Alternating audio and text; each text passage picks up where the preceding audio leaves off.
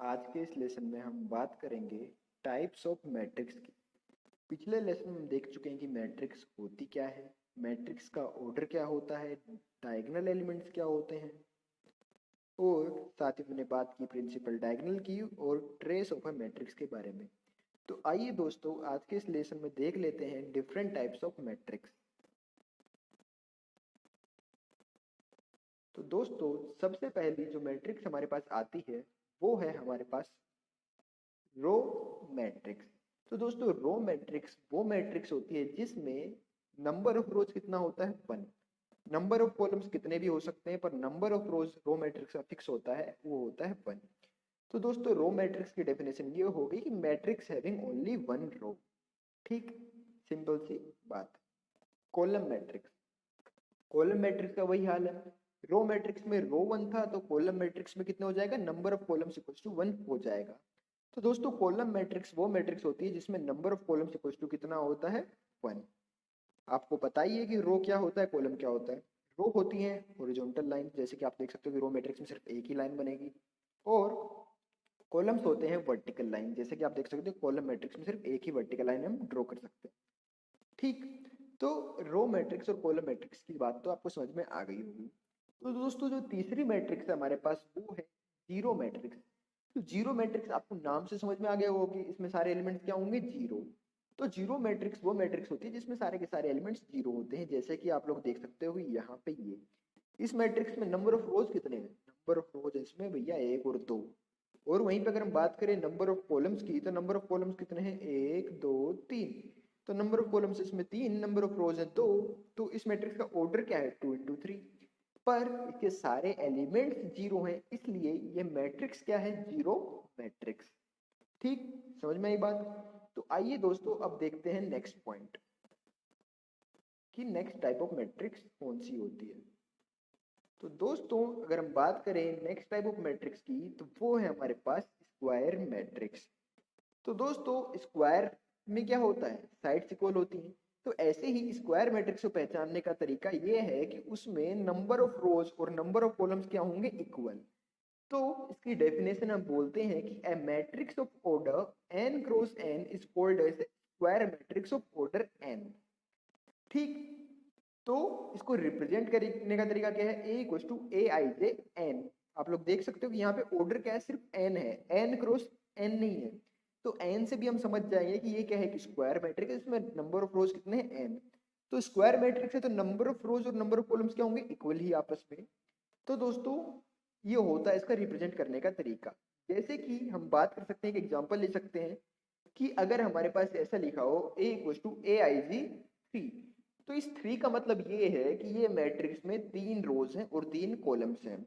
ठीक, तो इस हिसाब से हम इसको बना सकते हैं कि नंबर ऑफ रोज आप देख सकते हो कि 3 है, 1 2 और ये 3। और वहीं पे अगर आप बात करो नंबर ऑफ कॉलम्स की, तो नंबर ऑफ कॉलम्स होती है वर्टिकल लाइंस, तो 1 2 3। तो ऐसे करके हम स्क्वायर मैट्रिक्स को पहचान सकते हैं। सिंपल सा तरीका है, नंबर ऑफ रोज बराबर नंबर ऑफ कॉलम्स मतलब स्क्वायर मैट्रिक्स, सिंपल। अब बात करते हैं डायगोनल मैट्रिक्स की। तो दोस्तों डायगोनल मैट्रिक्स क्या होती है कि a diagonal matrix A equals to A I J N is said to be A, sorry यहाँ पे डायगोनल की जगह आएगा स्क्वायर। तो a square matrix A equals to Aijn is said to be a diagonal matrix if Aij equals to 0 for all I not equals to j। तो diagonal matrix और square matrix में difference क्या है, square matrix क्या होती है, वो matrix जिसमें नंबर ऑफ रोज और नंबर ऑफ कॉलम्स बराबर। अब डायगोनल मैट्रिक्स क्या होती है, डायगोनल मैट्रिक्स वो स्क्वायर मैट्रिक्स होती है जिसमें जब जब i not equal to j है तो उस टाइम उसकी वैल्यू जीरो है, मतलब डायगोनल एलिमेंट्स को छोड़ के बाकी सारे एलिमेंट्स क्या हैं, जीरो। तो वो मैट्रिक्स कहलाती है, क्या बोलते हैं, डायगोनल मैट्रिक्स। जैसे कि अगर हम बात करें यहाँ पे इस एग्जांपल की, तो इस एग्जांपल में हमारे पास 5 और 3 क्या है, डायगोनल एलिमेंट्स। क्यों, क्योंकि आपको पता है कि डायगोनल एलिमेंट्स वो एलिमेंट्स होते हैं जिनके लिए i इक्वल टू j आता है। i इक्वल टू j मतलब i क्या है, नंबर ऑफ रो, नंबर को रिप्रेजेंट कर रहा है, और j क्या, कॉलम को रिप्रेजेंट कर रहा है कि कौन सा कॉलम है। तो अगर हम वहां पे बात करें 5 की, तो ये क्या होता है, A11 फर्स्ट रो का फर्स्ट कॉलम। ठीक, 3 की बात करें तो क्या है, सेकंड रो का सेकंड कॉलम। तो इनके लिए i बराबर j है, तो ये क्या है, डायगोनल एलिमेंट्स। तो डायगोनल एलिमेंट्स को छोड़ के बाकी हम देख सकते हैं कि दोनों एलिमेंट्स जीरो हैं, तो इसलिए ये मैट्रिक्स हमारी कहलाती है डायगोनल मैट्रिक्स। ठीक वहीं पे अगर हम बात करें इस एग्जांपल की, तो इस एग्जांपल में हम देख सकते हैं कि डायगोनल एलिमेंट्स को ही जीरो कर दिया इसने, बाकी नॉन जीरो कर दिया, तो ये हमारे पास डायगोनल मैट्रिक्स नहीं है। क्योंकि डायगोनल मैट्रिक्स में क्या होता है, जब जब आई नॉट इक्वल टू जे आएगा उस टाइम वैल्यू जीरो होनी चाहिए। ठीक ये है बात। और हम देखते हैं कि a diagonal matrix of order n is represented by diagonal a11 a22 an and so on। मतलब कहने का मतलब ये है कि अगर हमसे बोला जाए कि अब ऑर्डर n की डायगोनल मैट्रिक्स बता दो, ऑर्डर n की डायगोनल मैट्रिक्स मतलब इसमें n रोज है n कॉलम्स है, तो डायगोनल मैट्रिक्स में क्या होता है, बाकी सब तो जीरो ही है, सिर्फ डायगोनल वाले एलिमेंट्स ही बचते हैं। तो इसको हम ऐसे सिर्फ जो डायगोनल एलिमेंट्स करते हैं ना उनके थ्रू भी रिप्रेजेंट कर सकते हैं। तो डायगोनल एलिमेंट्स क्या हो जाएगा, a11 a22 a33 ऐसे चलता जाएगा an तक। तो ये इसका रिप्रेजेंट करने का तरीका हो सकता है। ठीक, तो दोस्तों आइए अब देखते हैं नेक्स्ट टाइप ऑफ मैट्रिक्स।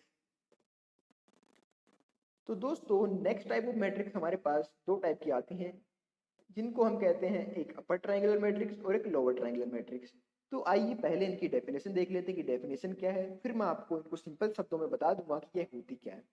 तो दोस्तों अपर ट्रायंगल मैट्रिक्स की बात करें तो a matrix A equals to aij m cross n is said to be an upper triangular matrix if aij equals to 0 for all I greater than j। तो कहने का मतलब ये है कि अपर ट्रायंगुलर मैट्रिक्स वो मैट्रिक्स होती है जिसके लिए जब जब एलिमेंट ए आई जे, जहाँ पे आई की वैल्यू ग्रेटर देन जे है, मतलब नंबर ऑफ रोथ वाला वैल्यू बड़ी है नंबर ऑफ कॉलम से, तो जब जब क्या होगा, एलिमेंट्स की जीरो वैल्यू आएगी। मतलब आप लोग देख सकते हो कि अगर हमने यहाँ पे एक 3x4 ऑर्डर की है मैट्रिक्स बनाई, 3x4 मतलब 3 रो 4 कॉलम, तो एलिमेंट्स कैसे लिखते हैं, a11 ये क्या है, फर्स्ट रो का फर्स्ट कॉलम इसलिए 1 1, फर्स्ट रो का सेकंड कॉलम इसलिए 1 2, फर्स्ट रो का थर्ड कॉलम इसलिए 1 3, फर्स्ट रो का फोर्थ कॉलम इसलिए 1 4। ठीक, ये समझ में आया। तो हम मैंने क्या बोला कि जब जब i ग्रेटर देन जे आएगा, i ग्रेटर देन जो मतलब रो की वैल्यू, तो आप लोग देख सकते हो कि अगर इसकी बात करें तो यहाँ पे क्या था, a21 हो गया मतलब सेकंड रो का फर्स्ट कॉलम। तो यहाँ पे आप लोग देख सकते हो कि i बराबर 2 है, j बराबर 1 है, तो 2 ग्रेटर देन 1 आया, तो इसलिए इसकी वैल्यू क्या है, 0। अगला एलिमेंट a22, अगला a23 a24, तो इनके लिए आप देख सकते हो कि j की वैल्यू i से बड़ी है। फिर अगर आप बात करो a31 की, तो a31 में क्या होगा, i की वैल्यू 3, j की वैल्यू 1 इसलिए ये 0। a32 में भी i ग्रेटर देन j है, और बाकी ये सारे। तो हम देख सकते हैं कि ये एक अपर ट्रायंगुलर मैट्रिक्स का एग्जांपल है। ठीक, समझ में आई बात। अब दोस्तों सिंपल शब्दों में अपर ट्रायंगुलर मैट्रिक्स को पहचानने का तरीका ये है कि हम देख सकते हैं कि अपर ट्रायंगुलर मैट्रिक्स मतलब प्रिंसिपल डायगोनल एलिमेंट्स के नीचे वाले सारे एलिमेंट्स जीरो। सिंपल सी चीज है, क्या है, अपर ट्रायंगुलर मैट्रिक्स मतलब प्रिंसिपल डायगोनल के नीचे वाले। ऊपर क्या होता है, अपर क्या होता है, ऊपर वाला, पर इसका उल्टा होता है यहाँ पे कि अपर ट्रायंगुलर मैट्रिक्स नाम है तो डायगोनल मैट्रिक्स के नीचे वाले सारे एलिमेंट जीरो होंगे। जैसे कि डायगोनल मैट्रिक्स क्या होती है, सॉरी डायगोनल क्या होती है, principal diagonal. Principal diagonal i equals to j वाले एलिमेंट्स को ज्वाइन करने वाली लाइन होती है। तो यहाँ पे प्रिंसिपल डायगोनल क्या है, a11 a22 a33 को ज्वाइन करने वाली लाइन, ये है प्रिंसिपल डायगोनल। तो अपर ट्रायंगुलर मैट्रिक्स में क्या होता है कि प्रिंसिपल डायगोनल के नीचे वाले सारे एलिमेंट्स जीरो होते हैं। ठीक, और वहीं पे अगर हम बात करें लोअर ट्रायंगुलर मैट्रिक्स, तो इसमें क्या हो जाएगा, इसमें थोड़ा बहुत उल्टा हो जाएगा। इसमें क्या होगा, प्रिंसिपल डायगोनल के ऊपर वाले सारे एलिमेंट जीरो हो जाएंगे। जैसे कि हम देख सकते हैं कि ये है प्रिंसिपल डायगोनल, इसके ऊपर की तरफ जो भी एलिमेंट्स लाए करेंगे वो सारे के सारे क्या हो जाएंगे, जीरो।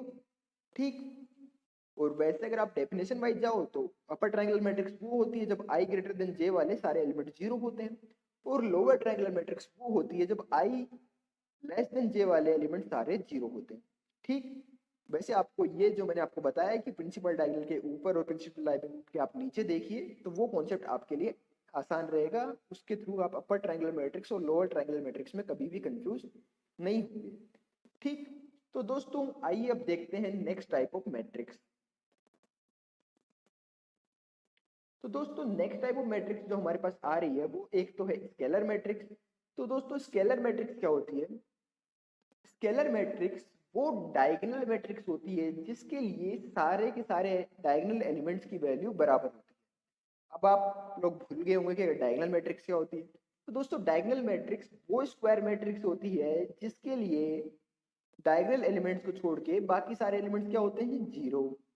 ठीक, अब आप बोलोगे डायगोनल एलिमेंट्स भूल गए, तो डायगोनल एलिमेंट्स क्या होते हैं, जब जब आई की वैल्यू जे के बराबर इक्वल आती है तो वो सारे एलिमेंट्स क्या होते हैं, डायगोनल एलिमेंट्स, और वो जिस लाइन के अलोंग लाई करते हैं वो होती है प्रिंसिपल डायगोनल। और जिनको स्क्वायर मैट्रिक्स नहीं पता, तो स्क्वायर मैट्रिक्स वो मैट्रिक्स होती है जिसके लिए नंबर ऑफ रोज बराबर नंबर ऑफ कॉलम्स होता है। ठीक, तो हम देख सकते हैं कि एग्जांपल के तौर पे कि ये डायगोनल एलिमेंट्स की सारे के सारे वैल्यू क्या होगी, के, तो ये क्या होगी, एक स्केलर मैट्रिक्स। ठीक, अब बात करें आइडेंटिटी या फिर यूनिट मैट्रिक्स की, तो इसमें क्या होता है, diagonal matrix is said to be an identity matrix if its all diagonal elements are unity. मतलब कहने का मतलब क्या था, अभी हमने देखा कि स्केलर मैट्रिक्स में क्या था कि डायगोनल एलिमेंट्स की वैल्यू सेम थी। अब आइडेंटिटी मैट्रिक्स में क्या है कि डायगोनल एलिमेंट्स की वैल्यू सेम है और वो वैल्यू क्या है, 1। ठीक, तो ये कहलाती है आइडेंटिटी मैट्रिक्स। अब आप लोग देखोगे कि आइडेंटिटी मैट्रिक्स को रिप्रेजेंट करने का तरीका होता है आई एन। यहाँ पे एन क्या है, ये एन यहाँ पे रिप्रेजेंट कर रहा है कि नंबर ऑफ रोज और नंबर ऑफ कॉलम्स कितने हैं, क्योंकि ये आइडेंटिटी मैट्रिक्स क्या होती है, स्क्वायर मैट्रिक्स। तो इस एन से हम समझ जाएंगे कि नंबर ऑफ रोज कितने हैं। जैसे कि अगर हम बात करें I2 की, तो I2 का मतलब है कि वो स्क्वायर मैट्रिक्स जिसमें 2 रोज और 2 कॉलम्स हैं, आइडेंटिटी मैट्रिक्स होनी चाहिए। आइडेंटिटी मैट्रिक्स मतलब डायगोनल एलिमेंट्स कितने होने चाहिए, 1, बाकी एलिमेंट्स तो जीरो होंगे ही। तो ये हो गया अपने पास I2। I3 की बात आएगी तो क्या होगा, बस नंबर ऑफ रोज और नंबर ऑफ कॉलम्स कितने हो जाएंगे इस बार, 3। तो ये हमारे पास I3 आ जाएगा। तो दोस्तों ये था आज का लेसन जिसमें हमने बात की डिफरेंट टाइप्स ऑफ मैट्रिक्स। हमने देखा कि रो मैट्रिक्स क्या होती है, कॉलम मैट्रिक्स क्या होती है, स्क्वायर मैट्रिक्स क्या होती है, डायगोनल मैट्रिक्स क्या होती है, स्केलर मैट्रिक्स क्या होती है, यूनिट मैट्रिक्स क्या होती है, और भी छोटी मोटी बहुत सारी चीजें हमने यहाँ पे डिस्कस की। तो दोस्तों मैं उम्मीद करता हूँ कि आपको ये लेसन समझ में आ गया होगा। अगर फिर भी आपको आज के इस लेसन में किसी भी टाइप की कोई भी दिक्कत है तो आप कमेंट करके पूछ सकते हैं। और अगर आपको ये वीडियो अच्छा लगा है तो प्लीज़ इस वीडियो को लाइक करिए, शेयर करिए और हमारे चैनल को सब्सक्राइब करिए ताकि आने वाले लेसन की अपडेट आपको मिलती रहे। Thank you friends.